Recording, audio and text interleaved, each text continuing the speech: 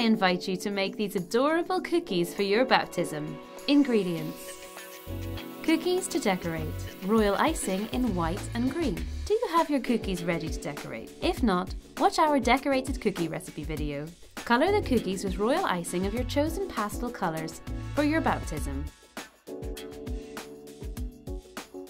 First, let's paint the edges of the royal icing and let it dry for a few minutes.